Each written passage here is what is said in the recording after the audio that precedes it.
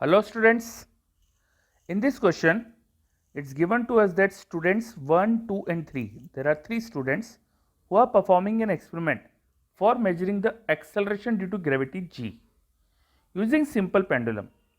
So we need to remember how simple pendulum is used to calculate value of gravity.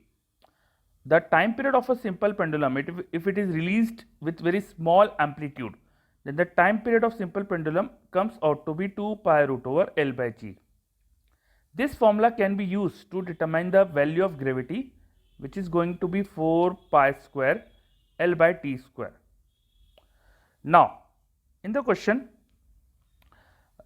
they uses different lengths of the pendulum and or record time for different number of oscillation.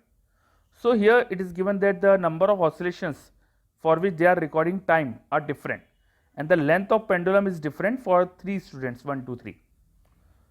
So the observations are shown in the table. The table is given to us for the observations of the boys. The least count for the length is given as 0.1 centimeter, least count of time is given as 0.1 second. Now, if E1, E2, E3 are the percentage errors in G, that is delta G by G into 100 for the student 1, 2, 3 respectively, we need to find out if E1 is 0 or E1 or E2 are equal, E1 is minimum or E2 is maximum. So these are the 4 options we need to determine. Always try to observe the option first.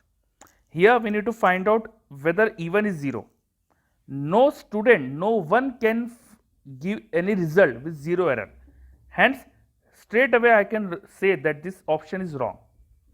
Now, E1 and E2 whether they are equal. So, if you observe the length of the pendulum are equal for first and second student, but their noted times are different, then definitely the error in time period, which is t square here, the error in time square, because the noted times are different but the least count is same.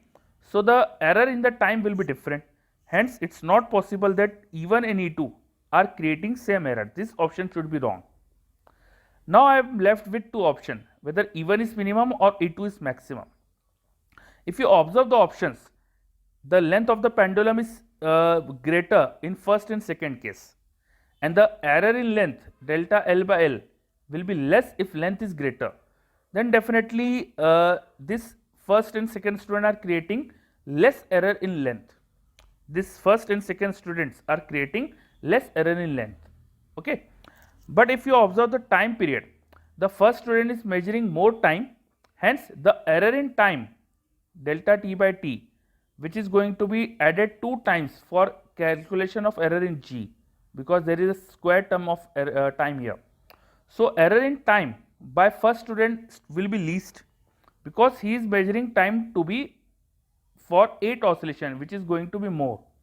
Hence, the error in time for the first student is going to be least. The error in length is least for first and second student, and error in time is least for the first student. So definitely error in first student is definitely going to be least. This option should be correct. Now I need to check whether E2 is maximum, which student is creating maximum error. If you observe here, third student is having the least length, so the error in length will be more, this will be more for the third student.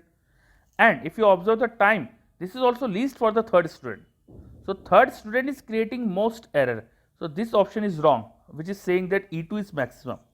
So definitely only option B is correct. Thank you.